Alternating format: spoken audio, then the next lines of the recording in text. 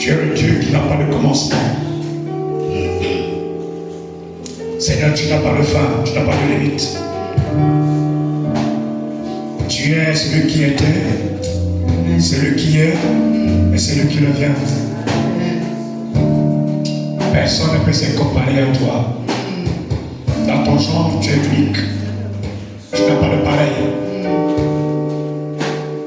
Merci parce que tu es celui qui a été élevé au-dessus de toute chose. Et tout pouvoir t'a été donné. Non seulement dans le ciel, sur la terre et même sur la terre.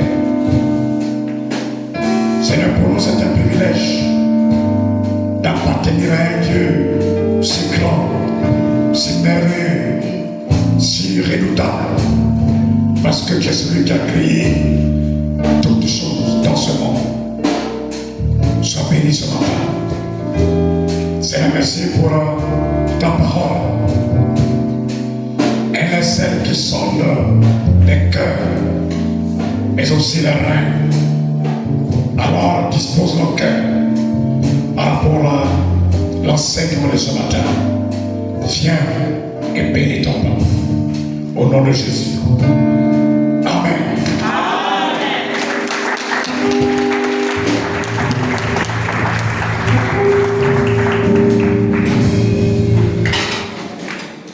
Bonjour tout le monde.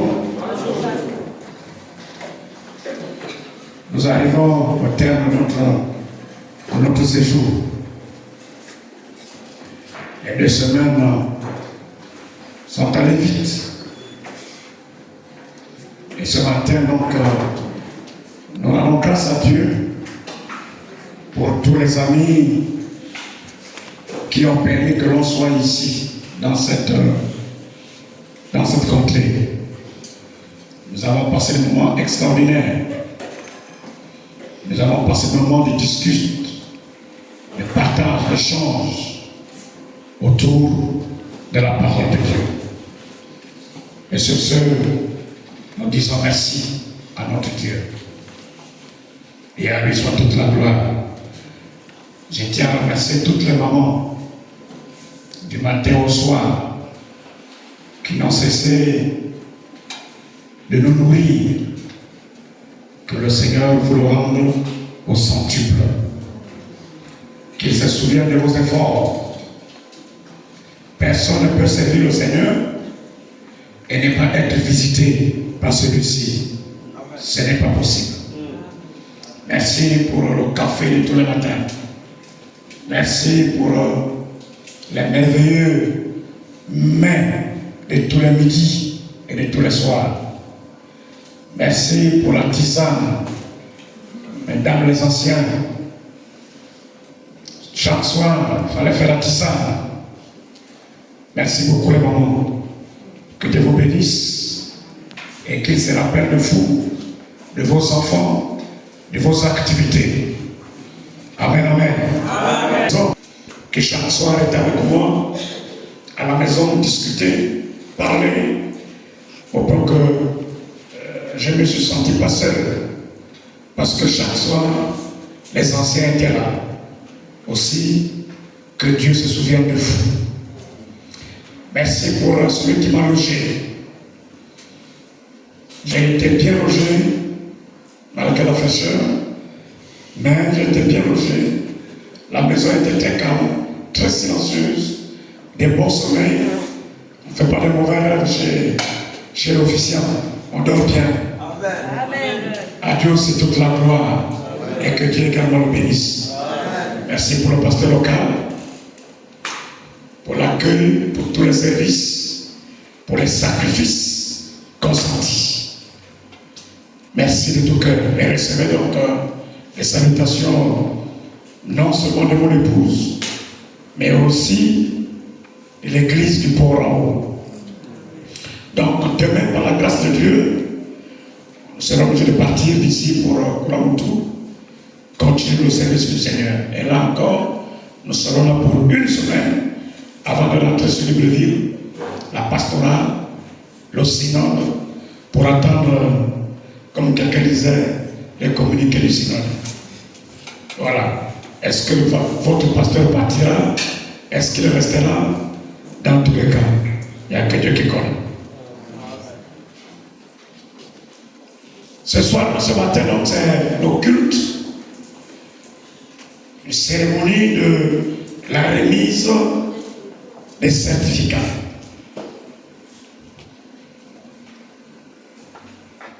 Et donc, ce matin, tout à l'heure, on va passer donc à la remise des certificats. Et comme je disais, je tiens à remercier le Seigneur. Parce que nous avons eu des étudiants extraordinaires. Des étudiants qui avaient besoin de savoir. Et qui passaient tout le temps à poser des questions. Vous savez, lorsque vous êtes élève et que vous ne participez pas en classe, c'est pas du tout bon. Même si vous êtes intelligent, il faut rendre la classe dynamique. Et les amis ici étaient très dynamiques. Donc on ne s'est pas mué, on s'est pas embêté. La formation. L'importance de la formation. C'est le thème de ce matin. Ce n'est pas une prédication, c'est un enseignement. L'importance d'une formation.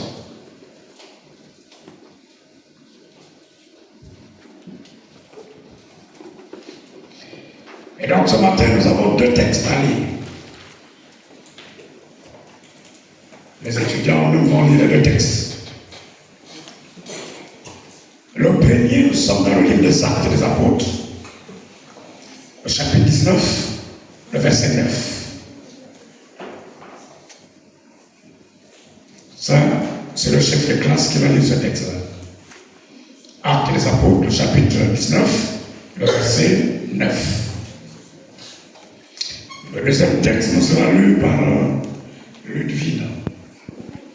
Acte toujours, le chapitre 22, le verset 3. Acte 19, 9. Acte 22, 3. Acte 19, le verset 9. Comme quelques-uns restaient endurcis et incrédules, décria devant la multitude la voix du Seigneur, il se retira d'eux, sépara les disciples et enseigna chaque jour dans l'école dénommée Tyrannus. Merci, chef de classe. Verset 3. Je suis juif, né à Tars en Cilicie, mais j'ai été élevé dans cette ville-ci et instruit au pied de Gamaliel, dans la connaissance exacte de la loi de nos pères, étant plein de zèle pour Dieu, comme vous l'êtes tous aujourd'hui. Amen.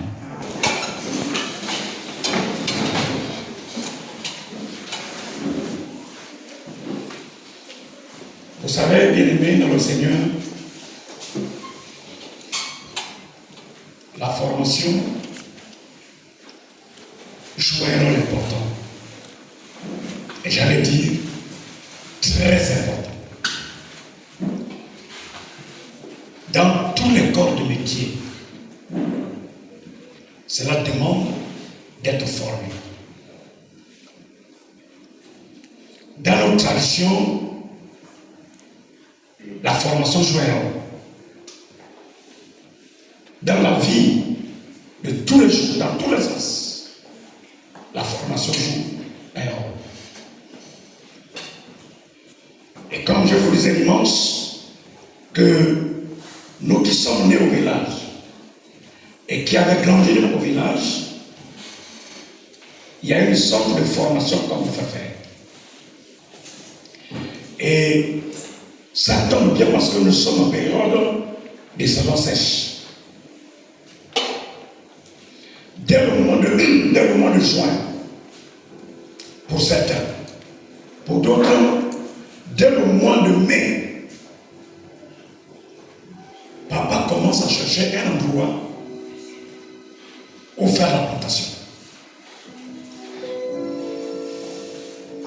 Et on ne peut pas faire la plantation sans au départ trouver et localiser un endroit que nous trouvons propice afin de faire notre plantation. Et quand le moment est arrivé, papa s'en va et il ne commence pas par abattre. Il commence par faire le cercle de l'endroit où il veut faire la plantation de son épouse. Et il débrousse de telle sorte qu'il puisse circonscrire cet endroit-là. Donc il fait un cercle. Il tourne autour de cet endroit. Au point que si quelqu'un arrive et passe par là, va se rendre compte que la place est déjà occupée. Et la personne continue son passage. Et lorsque le moment arrive de déposer, on demande aux femmes de préparer à manger parce que toute la maison va se rendre au champ, donc au travail au jardin. Et on remet à chaque enfant, ça c'est à notre époque, on remet à chaque enfant une maquette pour voir comment papa est en train de faire et pour accompagner papa. C'est ça qu'on appelle la formation. Il est en train de vous montrer que demain, quand vous serez comme moi et que vous aurez envie de faire une plantation, voilà comment il faut faire. Et quand vous avez terminé avec cette étape, vous devez maintenant aller, tout le monde, commencer à battre. Et vous comprenez que le premier niveau de dépousser ou de circonscrire le champ n'est pas comme le premier niveau de rentrer dans le champ, de dépousser. Et le deuxième niveau n'est pas pareil que le troisième niveau qui consiste à battre.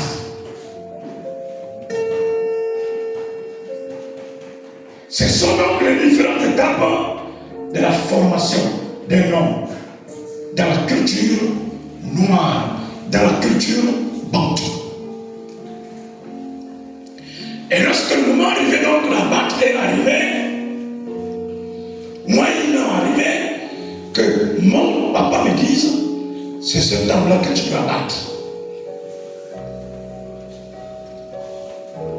Parce qu'il avait constaté que j'ai choisi moi-même les arbres et à battre. Et vous pouvez imaginer, c'était des petits arbustes. Et chaque soir, lorsqu'on rentre à la maison, il me demande, fais-moi voir un petit pomme. Et quand je ne réponds, il va répondre. Il dit, non, mais tu n'as rien fait. Et le lendemain, quand on repart, c'est lui qui me dit, tu vois là blanc. Et c'est pas le moindre. C'est le costaud. Et il connaît que ça, c'est le bois d'hiver. Et c'est là qu'il m'envoie. Et vous savez que le bois d'hiver, vous êtes dans le bois ici, le bois d'hiver, on ne veut pas tomber n'importe quand. Au point où, lorsque vous mettez la hache, ce sont les étincelles qui sortent de votre hache, et à des moments, c'est même votre hache qui prend un coup. Et le soir, quand vous rentrez à la maison, tout ça c'est rouge. Mais vous priez comme ça, tu n'arrives plus. C'est ça la formation. Mais quand on a fini cette étape, arrive un moment où vous attendez le soleil pour venir sécher tout ce qui a été déboussé, tout ce qui a été abattu. Et dès le mois de septembre, on vient maintenant brûler.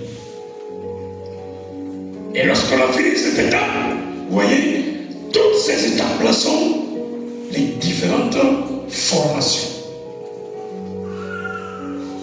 Lorsque la fille est brûlée, on revient pour regarder ce qui a été brûlé et ce qui n'a pas été brûlé.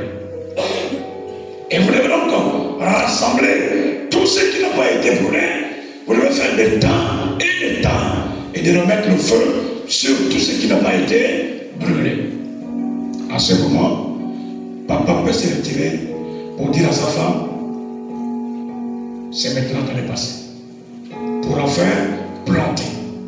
Planter, ça pousse. Et quand il remonte la récolte, tout le monde est content. Voici les étapes.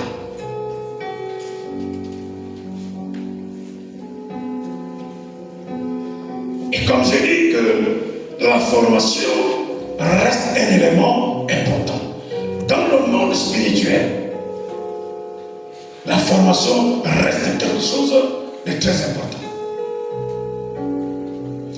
Je disais donc aux étudiants, pendant notre temps de formation, je leur disais que la Bible dont vous lisez là, elle a été écrite dans une culture. Cette culture n'est pas la culture bantou. Cette culture n'est pas la culture africaine. Elle est une culture juive. Aucun d'entre vous n'en fait l'hébreu. Aucun d'entre vous n'en fait le grec. Parce que la Bible, je l'ai dit, a été écrite en hébreu, en araméen et en grec. Et donc, pour comprendre ce que l'auteur dit, vous devez aller chercher la pensée de cet auteur à ses premiers lecteurs. Et là, ce n'est pas n'importe qui. Si le Saint-Esprit ne vous aide pas, et si vous n'avez pas reçu une formation adéquate, vous allez commencer à raconter vos vies, disant à la Bible ce que la Bible ne dit pas. C'est pourquoi vous allez constater que aujourd'hui dans les églises, il y a des gens qui amènent des récits. On prend un texte biblique hors de son contexte et on veut l'appliquer. C'est pas possible. On ne peut pas faire d'un seul verset une doctrine. Pour faire une doctrine, pour faire un enseignement, il faut au moins 2 versets qui parlent de la même chose. Et vous allez voir les gens comme ça venir, ils débutent leur bêtise et ils vous disent Amen, vous répondez Amen. Pourquoi? Parce que vous ne comprenez pas. Plusieurs personnes aujourd'hui vont acheter de l'huile. On vous demande de payer l'huile, d'acheter l'huile. Non, la Bible n'a pas demandé d'acheter l'huile. C'est pas écrit. La Bible dit si quelqu'un est malade, qu'il achète l'ancien. Voici l'ancien. La Bible ne dit pas que si quelqu'un est malade, qu'il prenne sa bouteille d'huile et qu'il commence à la badigeonner sur le corps comme la pommade. C'est de l'hérésie. C'est de l'hérésie. Mais ceux qui vous enseignent ça ne sont pas instruits, n'ont pas été formés. Ils vont vous dire, je suis formé par le Saint-Esprit. Mais tu es un blagueur.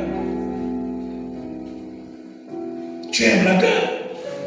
Tu ne peux pas apprendre la philosophie si un philosophe ne t'a jamais appris. Tu ne peux pas conduire les engins comme on fait ici si tu n'as jamais été à l'école où on apprend à conduire les engins ou être mécanicien. C'est pas possible. On va vous dire, oui, Paul a écrit que les femmes doivent porter les foulards. D'accord? Combien de versets parlent de cette histoire de porter les foulards? Et quand il parle de foulard, Paul il s'adresse à qui? Et quel est le contexte du Gabon? Comment les femmes gabonaises vivent? Comment les femmes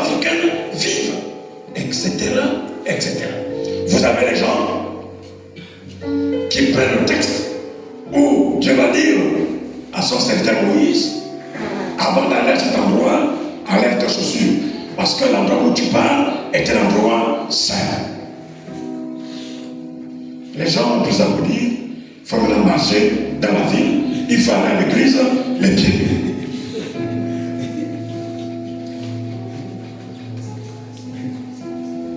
Vous comprenez? Et les gens appliquent ça.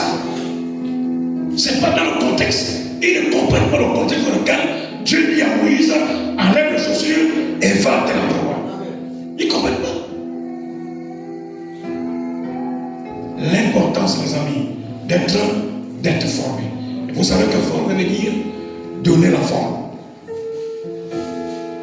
Lorsqu'on donne la forme, ça veut dire quoi? Ça veut dire qu'au départ, on est déformé. On est déformé. Et maintenant, il faut aller apprendre pour que l'on te donne la forme, que l'on te redresse.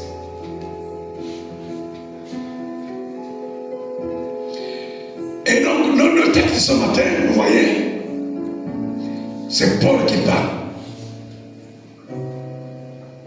Paul dit, dans le premier texte, les gens commençaient à se révolter. Les gens commençaient à faire du désordre. Au point que Paul, lui, était obligé de se séparer avec les gens qui ne comprenaient rien. Et ils sont allés où? Dans une école. L'école de qui? De Tyrannus. Afin de faire quoi? Afin de pouvoir apprendre. Paul. Et je crois que nous tous nous connaissons l'histoire de Paul. De toute la Bible, de l'Ancien Testament jusqu'au Nouveau Testament, il n'y a personne qui a écrit la Bible comme Paul. C'est l'un des grands auteurs. Et vous voyez les épîtres, les livres que lui a écrits. Mais Paul aussi n'était pas n'importe qui. Sur le plan sociétal, Paul était quelqu'un qui avait étudié. Paul avait fait de grandes études. Paul était un érudit. Et quand vous lisez cet écrit, vous verrez que c'est quelqu'un qui avait la connaissance. Lorsqu'il parlait, les gens étaient convaincus de ce que Paul disait. Il était extrêmement instruit, Paul.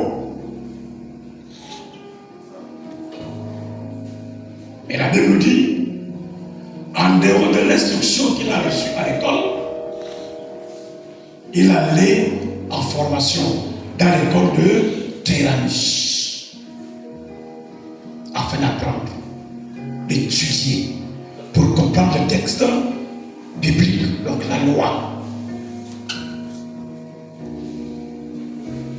La Bible nous dit, notamment lui-même lorsqu'il se présente, il dit qu'il connaissait la science et il peut discuter avec tout le monde. C'est fut un grand philosophe, l'apôtre Paul. Quelqu'un qui a fait les hautes et les grandes études. Mais lorsqu'il vient à se convertir, il comprend l'importance d'aller se faire instruire dans la connaissance, les choses de Dieu. Si ça avait été nous, je pense que nous devons dire que on allait dire, bon écoutez, j'ai reçu la révélation de la parole de Dieu. J'ai vu Dieu. Dieu m'a parlé. Et si donc Dieu m'a parlé, il y a plus besoin pour moi pour me rendre sur le banc de l'école afin d'étudier. Et vous savez comment Paul a fait pour rencontrer le Seigneur. La Bible dit que sur la route de Damas, parce qu'il avait un ministère mauvais, il avait un ministère dangereux pour l'église de Dieu. Et la Bible dit, partout où il passait, il semait des pleurs, il semait la mort, parce qu'il était en rage contre l'église. Là, il va dans un endroit et qu'il appelle que dans cet endroit, il y avait les enfants de Dieu, il y avait une église, il partait parti dans cette église, il prenait tous les gens, soit il les tuait, soit il les mettait en prison. Voilà le ministère de Paul, avant qu'il se convertisse. Et pendant qu'il était dans cette sale maison, il va quitter l'île pour se rendre à une autre ville, la ville de Damas. Sur le chemin, c'est là que Jésus l'apparaît. Jésus lui dit, Paul, tu as tel problème. Pour quelle raison tu me persécutes? Et comment tu me persécutes? Tu seras persécuté parce que ce que tu fais là, c'est ce qu'on va te faire à cause de moi. Comment on peut passer de maison en maison pour attraper les chrétiens, les tuer, les mettre en prison? Comment tu as fait ça? Moi, je vais te prendre pour me servir. Et ce que tu as fait aux gens-là, c'est ça qu'on va te faire. Voici la conversion de Paul.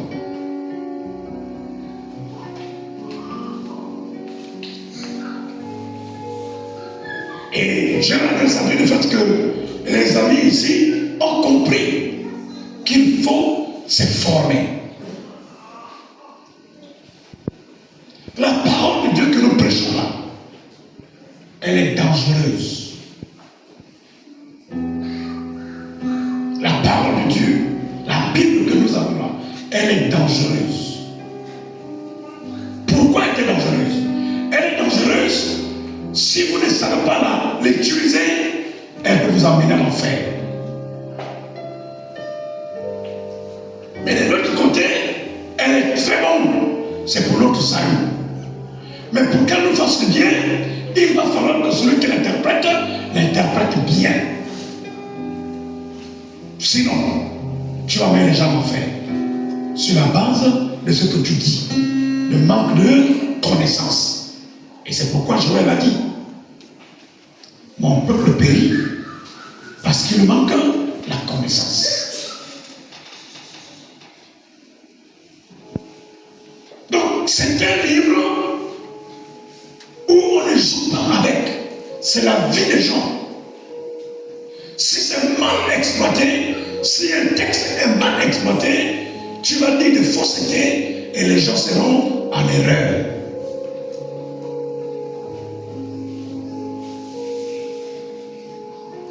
Il faut donc qu'on te montre, il faut qu'on te dise, il faut qu'on t'explique. Comme je l'ai dit tout à l'heure, tu ne peux pas être un bon informaticien si on ne t'enseigne pas comment fonctionne l'ordinateur. Sinon tu vas acheter l'ordinateur, mais tu ne sauras pas comment manipuler l'ordinateur. Et si tu ne sais pas comment manipuler l'ordinateur, et tu manipules n'importe comment, tu vas gaspiller l'ordinateur. Et pour éviter de gaspiller l'ordinateur, il faut donc te faire former. Qu'on te montre comment on utilise l'ordinateur.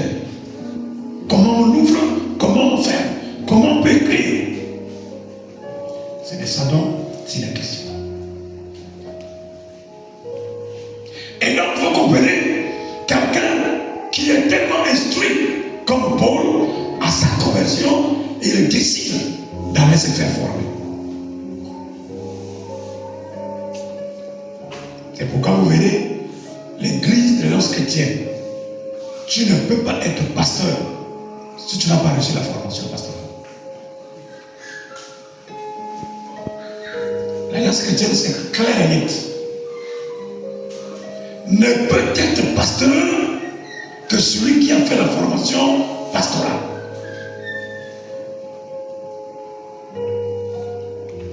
Donc, même si ce sont les choses de Dieu, même si la théologie ne cerne pas tous les contours de Dieu, mais au moins que l'on vous dise les béabas. Parce que même la théologie ne peut pas expliquer Dieu. Dieu est au-delà et au-dessus de la théologie. Mais on doit vous donner quand même les rudiments, l'essentiel. Comment prêcher la parole de Dieu. Comment se tenir debout à la chair. Comment parler aux gens n'importe comment. Il y a une manière de s'exprimer devant les gens. On ne se lève pas devant les gens, on les blâme, ou on les injurie. Non, on ne fait pas ça. Et ça, pour savoir, il faut quoi? Il faut se faire fort. Le deuxième texte que nous avons lu, nous voyons la même chose. Où le texte nous dit que, encore lui, Paul, va aussi se faire instruire dans une autre école. Cette fois-ci, c'est l'école de Gamaliel. Paul a donc fait 2 écoles. Tyrannus et Gamaliel. Il dit, il est resté là pour apprendre. Il a reçu l'appel, c'est très bien. Mais l'appel en elle-même, elle ne suffit pas. Il y a l'appel, mais il nous faut qu'on te donne l'équipement. Tu as besoin d'être équipé. Dans ton appel, il faut qu'on te donne les instruments afin que tu mettes en exergue l'appel que tu as reçu. Et dans notre église de l'Ancien chrétienne, nous avons plusieurs textes, plusieurs manières de se faire former. Nous avons les séminaires, c'est pour se faire former. Nous avons NTT, c'est pour se faire former. Nous avons Emmaüs, c'est pour se faire former. Ne peut former les autres que celui qui a reçu la formation. Et Jésus a dit, on ne donne que ce qu'on a reçu. Si tu n'as pas reçu, tu vas donner quoi? À qui?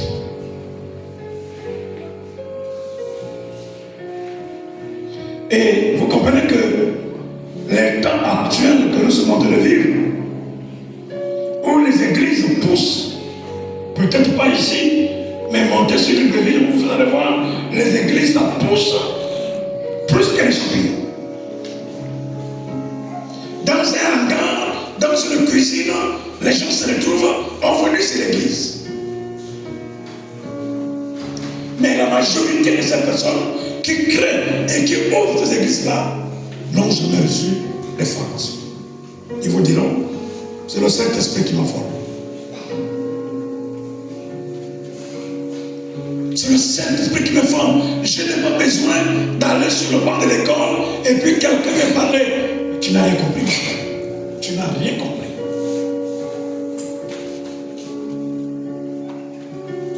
Laissez-nous entraîner dans la formation. Chez les femmes, il y a des formations.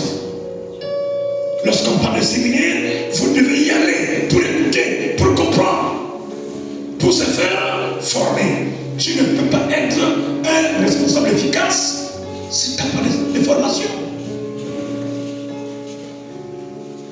C'est pas possible.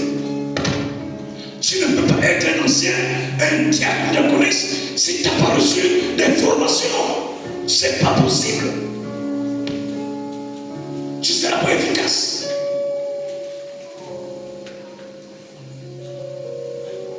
L'église de Christ a besoin de se faire former.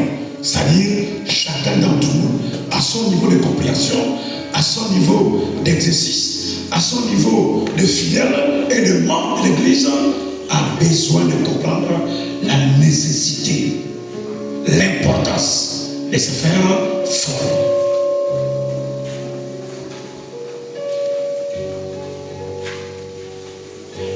Le texte que vous lisez est un texte écrit, comme je ne le dis pas, soit en hébreu, soit en araméen, ou soit en grec. Et on te demande d'aller prendre l'élément clé, le message clé de ce texte-là. Il faut que tu tiennes compte du contexte. Il faut que tu tiennes compte du contexte.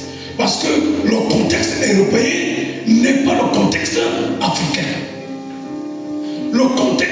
ville n'est pas le contexte ici, à la serre. Donc les contextes sont différents.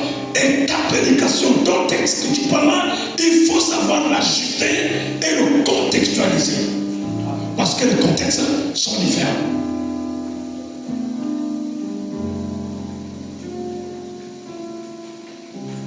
C'est de ça dont il est question, les amis. Et vous comprenez que pour mes amis ce matin qui ont passé tout un mois de formation, la plupart d'entre eux, ce sont des missionnaires. Ils vont se rendre dans les champs de mission pour prêcher la parole de Dieu. Même lorsqu'on dit la délivrance, ne peut faire la délivrance que celui qui connaît comment ça se passe. Mais aujourd'hui, vous voyez que tout le monde fait tout.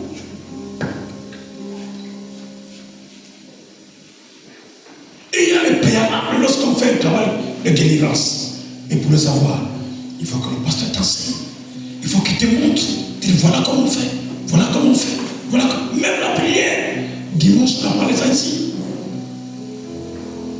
Même la prière, il faut qu'on vous montre comment prier. Parce que Jésus dit, vous priez et vous ne le faites pas. Parce que vous priez mal. Priez mal. Donc il y a une manière de prier mal. Il y a aussi une manière de prier bien. Comment faire donc pour prier bien? Il faut qu'on t'enseigne. Il faut qu'on te montre. Le premier jour que vous envoyez votre enfant à l'école, au CP1, il ne saura pas ni lire, ni écrire, ni même compter. C'est au contact avec l'enseignant, c'est au contact avec le maître, c'est au contact avec la maîtresse qu'au fur et à mesure, il comprendra que 1 plus 1 est égal à 2. C'est au contact avec l'enseignant qu'il comprendra que manger, c'est un verbe du premier groupe. Et vous voyez donc, il parle de CP1, et plus il parle du premier, vous voyez comment il progresse. Il parle de CP1 et il ne fait qu'à monter jusqu'à ce qu'il arrive à l'université. Mais tu ne peux pas arriver à l'université sans être passé par le CP1. C'est parce que tu es passé par le CP1 que tu peux comprendre les choses de l'université. Et si tu sautes les étapes, ça ne marchera pas. Tu ne réussiras pas. Donc commencez par le CP1. Alors commençons. Aujourd'hui, ce n'est plus le CP1, c'est le pré-primaire. Les 3 ans, les 4 ans, les 5 ans, enfin les 6 ans au CP1. Et l'enfant progresse, l'enfant monte. C'est quoi ça? C'est la formation. Et donc, dans nos églises, nous devons également apprendre à suivre les formations. Et j'ai présenté tout à l'heure plusieurs types de formations. Ne fuyons pas les formations, ne fuyons pas les séminaires, ne fuyons pas les enseignements. C'est dans les enseignements qu'on décortique la parole de Dieu pour que chacun d'entre nous comprenne comment ça fonctionne.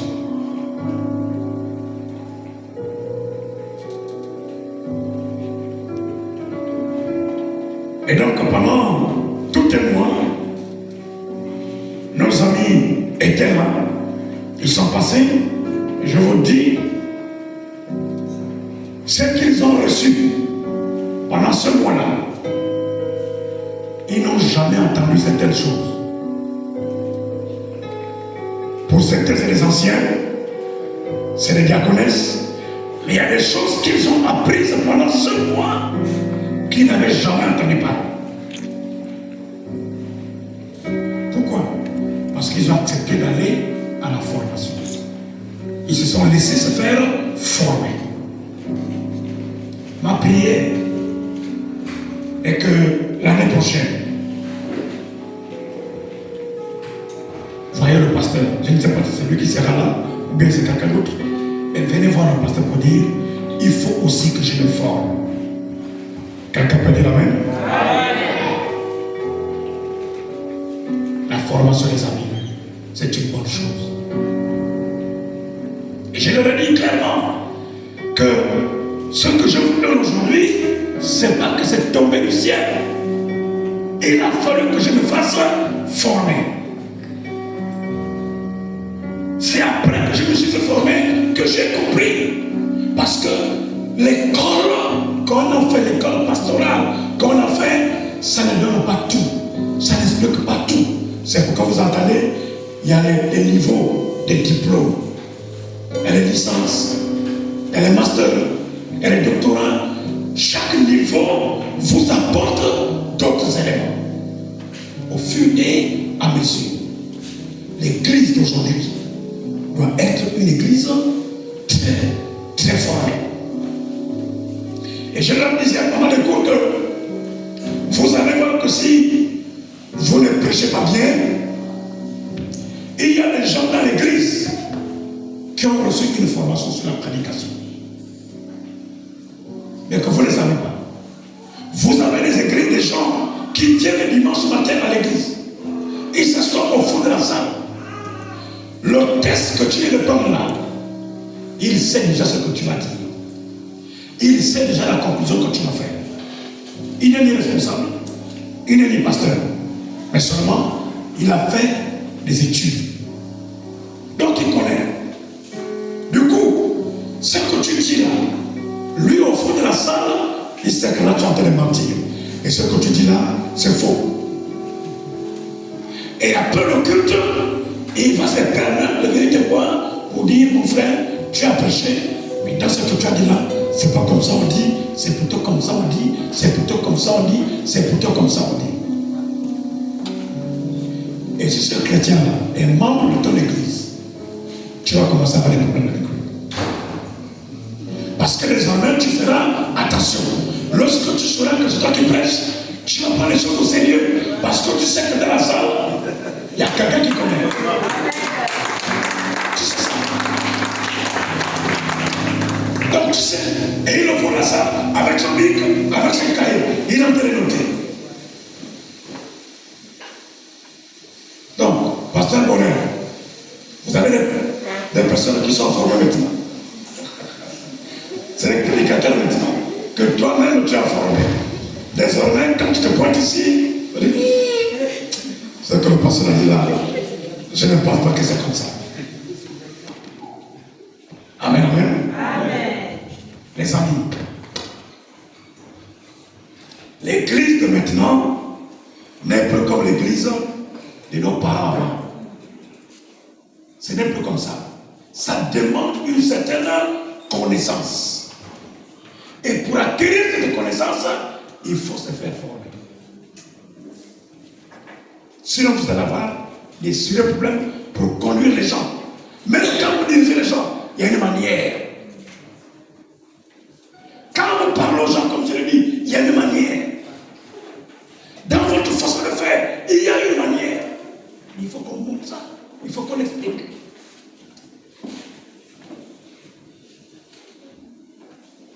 Eux, c'est les missionnaires. Peut-être l'année prochaine, on va leur dire que le missionnaire ne doit pas se vêtir comme il veut ou comme il pense. Le missionnaire s'habille de la même manière que les gens qui sont dans ce village. Sauf s'ils s'habillent de manière bizarre. La première année, nous arrivons à Ouagadougou pour la formation. Parce que là-bas, on a fait 4 ans pour la formation. 4 ans de formation. Mais la première chose qu'on nous a reproché, les Gabonais, c'est que le matin, lorsque nous allons en classe, le premier jour, la rentrée, nous on pensait qu'on était au Gabon. On s'habille, on se sape, comme ils sont là comme ça. Veste, cravate, souliers, pour aller en classe. Avec les sacs, vraiment bien habillés. Comme on parle souvent à l'école, ici. Mais curieusement, lorsqu'on arrive en classe, d'abord dehors, les autres nous regardent bizarre. Parce que là, il y avait les Burkinabés eux-mêmes, il y avait les Maliens, il y avait les Ivoiriens et les Guinéens. Tout le monde en classe est en bamouche. Tout le monde en classe est en t-shirt. Et il y en a qui viennent en classe avec les sous-vêtements. Et quand ils regardent les Camerounais, comme les enfants, on est sapés en classe. Et puis il y a un enseignant burkinabé qui nous dit, mais vous les Camerounais, vous pensez que vous êtes au Cameroun ici? Vous voyez comment vous êtes habillés? Et vous voyez comment les autres sont habillés? On ne s'habille pas comme ça ici. Pourquoi? C'est la culture. C'est la culture. Et depuis ce jour-là, jusqu'à ce qu'on ait terminé les 4 ans au Burkina Faso, plus personne n'a mis la veste à l'école. Plus personne n'a mis les chaussures comme ça à l'école. Tout le monde en bamouche. J'ai appris ça comment? C'est la formation. C'est la formation. Donc vous comprenez que la formation est la plaque tournante. Il faut manger tout ce qu'on vous donne, monsieur le missionnaire, tout ce qu'on vous donne dans les champs de mission, vous devez manger.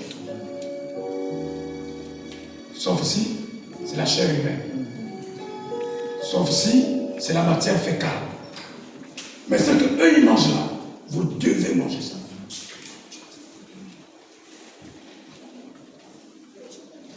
Beaucoup d'entre nous sont tombés malades à Ouaga. Pourquoi? Parce que la nourriture qu'on donnait ne ressemblait à rien à ce que nous mangeons ici. Et on a commencé à avoir des mal de ventre, des fièvres bizarres. L'eau, il ne faut pas boire l'eau n'importe comment. Sinon, dans la seconde, tu cours à l'hôpital. Le contexte missionnaire. Tu ne peux pas aller dans un village, prêcher la parole de Dieu, et puis être en veste comme vous êtes là. La manière de laquelle vous habillez là, vous allez dans les villages. Les villages vont vider l'église. Pourquoi? Parce que vous n'êtes pas à leur niveau.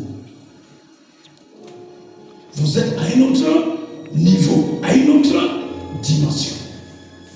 C'est pourquoi je vous ai dit, Dieu, étant le premier missionnaire, était obligé de descendre sur terre en forme humaine. Et c'est ce qu'on appelle Jésus. Vous comprenez? Donc, même Dieu lui-même, pour faire passer son message, était obligé de quitter le ciel et de venir sur terre, afin d'être comme nous, de s'habiller comme nous, de manger comme nous et avec nous, de faire comme nous, sauf il n'a pas commis de péché. Et je leur ai montré que Dieu est le premier missionnaire, dans ce sens qu'il a quitté le ciel pour venir sur terre, pour nous annoncer la parole de Dieu. Voici maintenant les missionnaires. On va vous envoyer certainement dans le champ de mission, comme la diaconesse déjà. La prière que ce que vous avez appris, appliquez-le sur le terrain. N'allez pas blâmer les gens dans les villages. N'allez pas martyriser les gens dans les villages. Prêchez tout simplement la parole de Dieu.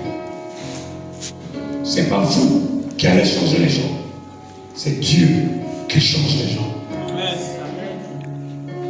Vous venez dans un village, vous trouvez quelqu'un en train de fumer, en train de boire, ne le condamnez pas.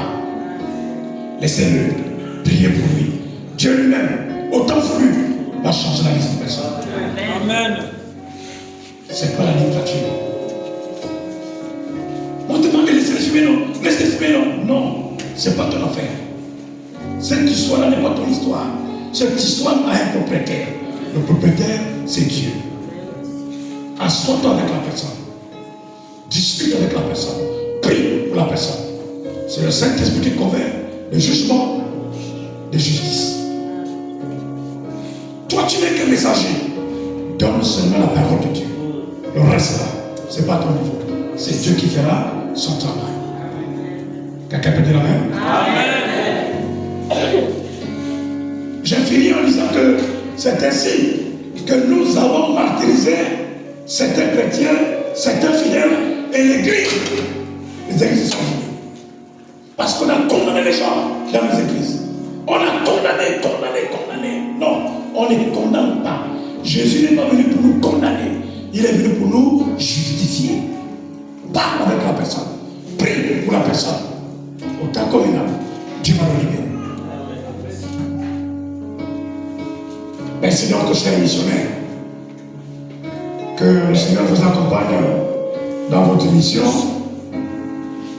qu'elle continue à vous équiper. La formation, elle ne finit pas. Ne dites pas que c'est terminé. Non, ce n'est pas terminé. Il y a encore des choses à apprendre.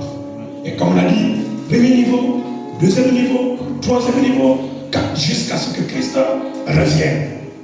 Vous venez terminer le premier niveau. Il reste le deuxième niveau. Et le deuxième niveau, c'est l'année prochaine. Que Dieu nous bénisse et que sa paix sera de partage.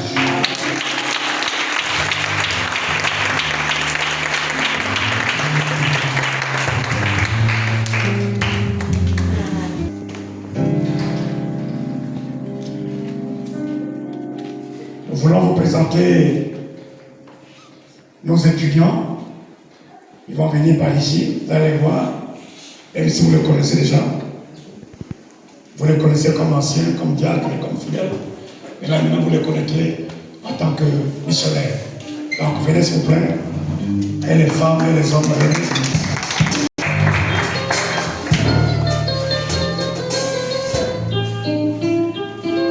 C'est la maman qui t'a sauvé. Ah, ça allait m'étonner. Je vais commencer à dire, je vais en classe. On est arrivé chez nous. Ah, tu as commencé ici, puis tu allais finir là-bas. Okay. Donc, avec le pasteur local, on va remettre les certificats à nos amis. Le pasteur va donc appeler et je donne le certificat. Le pasteur appelle et je donne le certificat.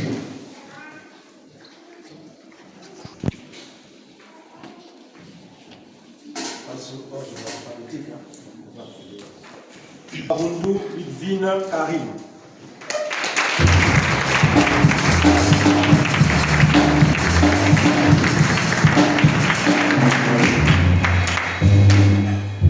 Merci, sœur Evelyne. Et au nom de la dernière mot, je vous décerne ce certificat de formation.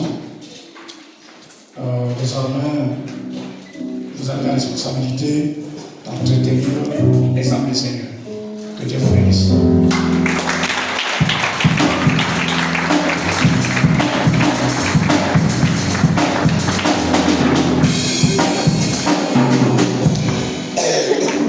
Soufou Koyou.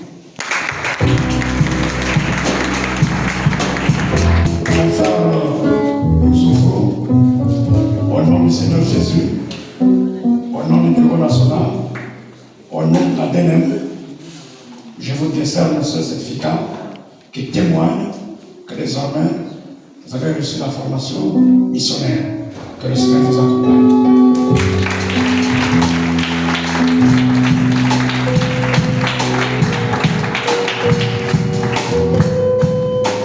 Millionnaire Eliane.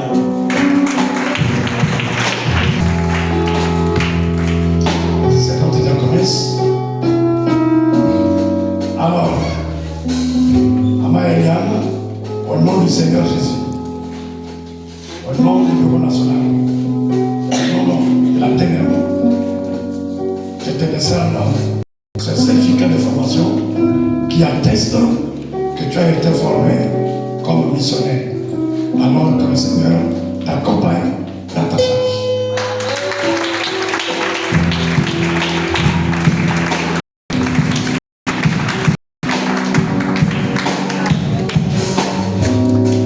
J'appelle ici Imumba Tony.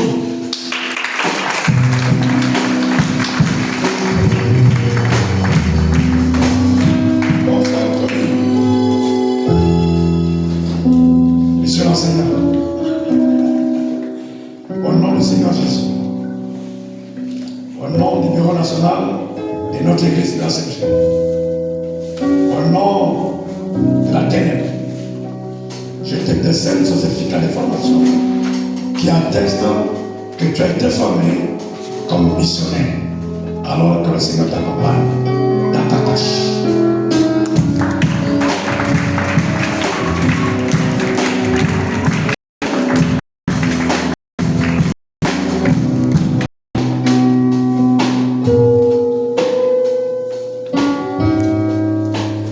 Nous appelons notre bien-aimé honoré. Pour qu'il soit honoré.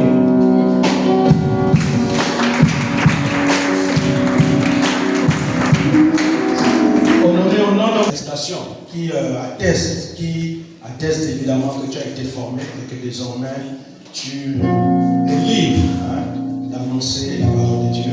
Toutes mes félicitations.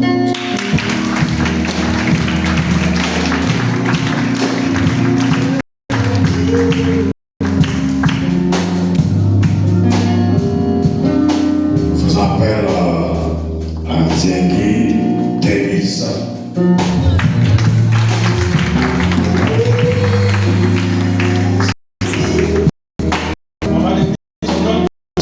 Et la direction nationale de la mission, nous te disons cette attestation qui à la fin de ta mission et en même temps avec le mandat d'aller annoncer la parole de Dieu.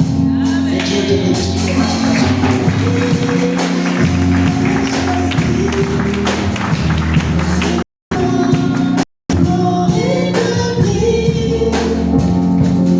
Nous appelons notre bien-aimé Eloge.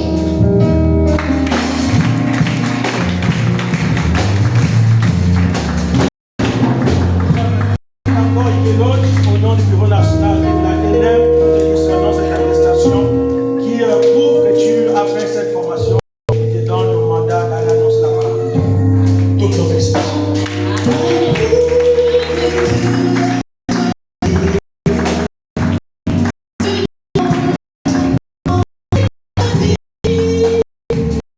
Nous appelons Baïdier.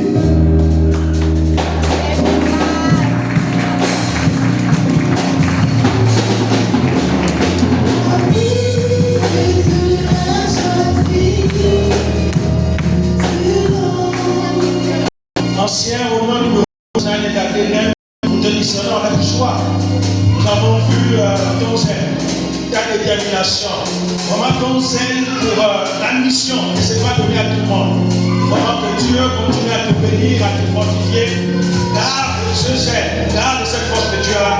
Au nom donc du bureau national, nous te disons cette administration de la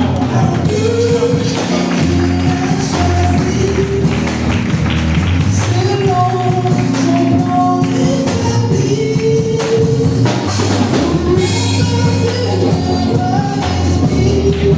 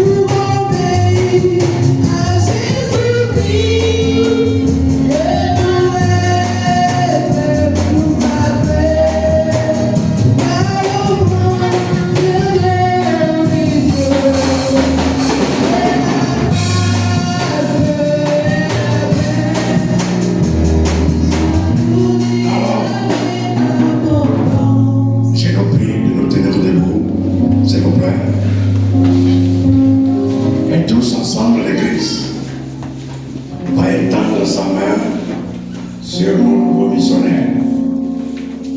Comme le chant le dit, que le Seigneur les accompagne, qu'il les équipe pour ici, et aussi pour ceux qui vont dans les villages. Que Dieu veuille sur chacun d'entre eux et chacune d'elles. Que la grâce du Seigneur soit leur partage.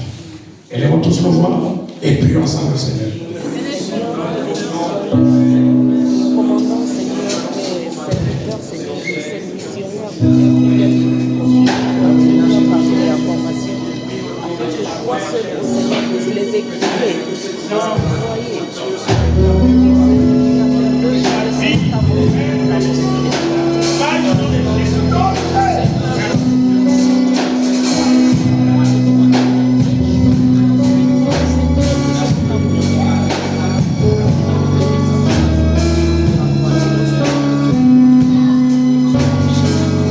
Éternel, tu as dit dans Isaïe, qui enverrai-je?